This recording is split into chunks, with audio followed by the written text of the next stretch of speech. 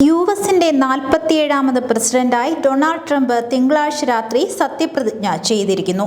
White ഹൌസിൽ 2017 മുതൽ 2021 വരെ പ്രസിഡന്റ് പദവിയിലിരുന്ന ട്രംപിന്റെ ഒന്നാം മൂഴം അതുവരെ ഉണ്ടായിരുന്ന യുഎസ് പ്രസിഡന്റുമാരിൽ നിന്ന് വ്യത്യസ്തമായി ലോകത്തിന് ആശങ്കകൾക്കൊപ്പം തമാശയോടെ ആസ്വദിക്കുവാനും സാധിച്ചിരുന്ന കാലയളവായിരുന്നു. രണ്ടാം മൂഴത്തിൽ ട്രംപ് മുന്നോട്ട് വച്ചിരിക്കുന്ന എല്ലാ നയങ്ങളും യുഎസിന്റെ മാത്രമല്ല ലോകരാഷ്ട്രങ്ങളുടെ സാമ്പത്തിക സാമൂഹ്യ ചുറ്റുപാടുകളെ ബാധിക്കുമെന്നതിന്റെ സൂചനകളാണ് നൽകുന്നത്. പാരീസ് ഉടമ്പടിയിൽ നിന്നും ലോകാരോഗ്യ സംഘടനയിൽ നിന്നുമുള്ള പിന്മാറ്റം അദ്ദേഹം പ്രഖ്യാപിച്ചിരിക്കുന്നു. കൂടുതൽ യുഎസ് ആഭിമുഖ്യ നയമായിരിക്കുമെന്നതാണ് അദ്ദേഹത്തിന്റെ മറ്റൊരു പ്രധാന പ്രഖ്യാപനം. അത് ഏറ്റവും അധികം ബാധിക്കുക കുടിയേറ്റ സമൂഹത്തെ ആയിരിക്കും.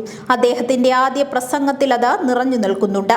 കുടിയേറ്റക്കാരെ പൈശാചികവൽക്കരിക്കുകയും ഭയവും വെറുപ്പും ജനിപ്പിക്കുകയും ചെയ്യുന്ന ട്രംപിന്റെ വാക്കുകൾ യഥാർത്ഥത്തിൽ വിദ്വേഷം സൃഷ്ടിക്കാനാണ് ഇടയാക്കുന്നത്. അധികാരത്തിലേറിയ ഉടൻ തന്നെ അനധികൃത കുടിയേറ്റക്കാരെ ഒഴിപ്പിക്കുന്ന നടപടികൾക്ക് തുടക്കമിടുമെന്ന് അദ്ദേഹം വ്യക്തമാക്കിയിട്ടുമുണ്ട്. അതിനുശേഷം മറ്റുള്ളവരുടെ കാര്യത്തിൽ തീരുമാനമുണ്ടാകുമെന്നാണ് അദ്ദേഹം പറഞ്ഞിരിക്കുന്നത്. യുഎസ് നിലനിൽക്കുന്നത് തികച്ചും സ്വദേശീയമായ മനുഷ്യവിഭവശേഷി കൊണ്ടല്ലെന്ന ജനസംഖ്യാ കണക്കുകളിൽ വ്യക്തമാണ്. 33.50 കോടിയോളം ജനസംഖ്യയുള്ളതിൽ 15%-ലധികം കുടിയേറ്റ സമൂഹമാണ്. ഏകദേശം 5.5 കോടിയോളം പേർ.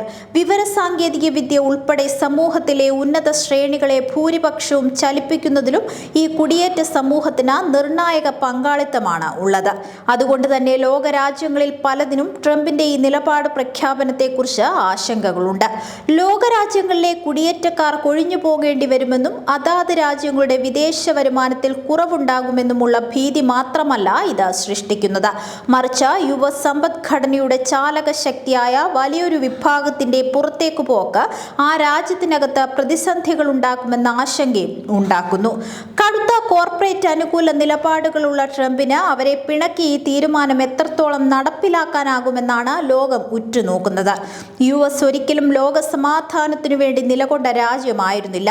ട്രംപ് ആകട്ടെ നല്ലൊരു ആയുധ കച്ചവടക്കാരനുമാണ്. അതുകൊണ്ട് തന്നെ ആഗോളതലത്തിലെ സമാധാന ശ്രമങ്ങൾക്ക് ട്രംപിന്റെ കാലത്തും വലിയ പ്രതീക്ഷകളൊന്നും വച്ചു പുലർത്താനാകില്ല. എന്നു മാത്രമല്ല, മുൻ ഭരണാധികാരികളുടെ കാലത്ത് യുഎസിന്റെ ആഗോള മേധാവിത്വ ശ്രമങ്ങൾ ദുർബലമായി എന്നാരോപിക്കുന്ന വ്യക്തിയാണ് ട്രംപ്. അതിനാൽ തന്നെ അധിനിവേശ നീക്കങ്ങൾ ശക്തി പ്രാപിക്കുകയും വ്യാപകമാകുകയും ചെയ്യുമെന്ന വ്യക്തമായ സൂചനയും അദ്ദേഹം ആദ്യ പ്രസംഗത്തിൽ നൽകുന്നുണ്ട്.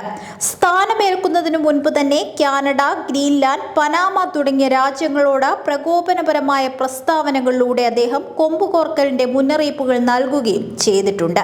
കാനഡയോട് യുഎസിന്റെ കൂടെ ചേരാൻ ആവശ്യപ്പെട്ട ട്രംപ് ഗ്രീൻലാൻഡിന്റെ പരമാധികാരത്തെ ചോദ്യം ചെയ്തു. പനാമ കനാലിനുമേൽ അവകാശം ഉന്നയിച്ചാണ് ആ രാജ്യത്തെ പ്രകോപിപ്പിച്ചത്. അധികാരത്തിലെത്തുന്നതിനു മുൻപ് വാക്കുകളിലൂടെ നടത്തിയ ഈ പ്രകോപനങ്ങൾ ഇനി ആയുധങ്ങളിലൂടെ ആയാലും അത്ഭുതപ്പെടേണ്ടതില്ല. ട്രംപ് സത്യപ്രതിജ്ഞ ചെയ്യുന്ന സമയത്ത് രാജ്യത്താകെ വലിയ പ്രതിഷേധങ്ങൾ നടക്കുകയുണ്ടായി.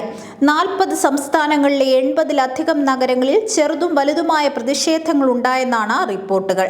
തൊഴിലവകാശങ്ങൾ ലംഘിക്കപ്പെടുമെന്നും കോർപ്പറേറ്റുകൾക്ക് വേണ്ടി വേതനത്തിൽ വെട്ടിക്കുറയ്ക്കൽ ഉണ്ടാകുമെന്നും ആശങ്കപ്പെടുന്ന തൊഴിലാളി സംഘടനകളും സാമൂഹ്യ സംഘടനകളുമായിരുന്നു പ്രതിഷേധത്തിന് നേതൃത്വം നൽകിയത്.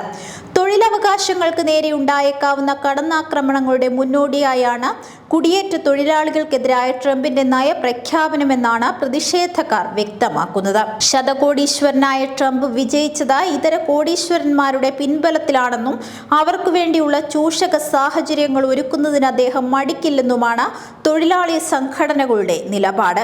അതുകൊണ്ട് തന്നെ ഈ അതിക്രമങ്ങൾക്കെതിരെ ശക്തമായി നിലകൊള്ളുമെന്നാണ് അവരുടെ തീരുമാനം. കറുത്ത വിഭാഗത്തോടും കുടിയേറ്റക്കാരോടും ദുർബല ജനവിഭാഗങ്ങളോടും പരിഹാസത്തോടെയും അവഹേളന മനോഭാവത്തോടെയും പെരുമാറുകയും പിന്തിരിപ്പൻ വലതുപക്ഷ സമീപനങ്ങൾ കൊണ്ടു നടക്കുകയും ചെയ്യുന്ന വ്യക്തിയാണ് താനെന്ന് ഒന്നാം ഊഴത്തിലും പിന്നീടുള്ള 4 വർഷവും ട്രംപ് തെളിയിച്ചിട്ടുണ്ട്.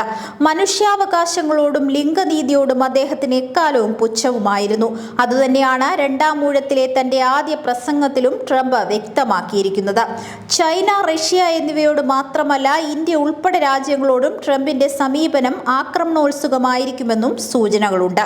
നികുതി വർധന വർധനയും ഇറക്കുമതി നിരോധനവും ഉൾപ്പെടെ ഏർപ്പെടുത്തിയിട്ടുള്ള പ്രകോപനങ്ങളും പ്രതീക്ഷിക്കാവുന്നതാണ്. ഇതെല്ലാം കൊണ്ട് തന്നെ ട്രംപിന്റെ രണ്ടാം ഊഴം യുഎസിനും ലോകത്തിനാകെയും പ്രതീക്ഷകളല്ല, ആശങ്കകൾ തന്നെയാണ് നൽകുന്നത്.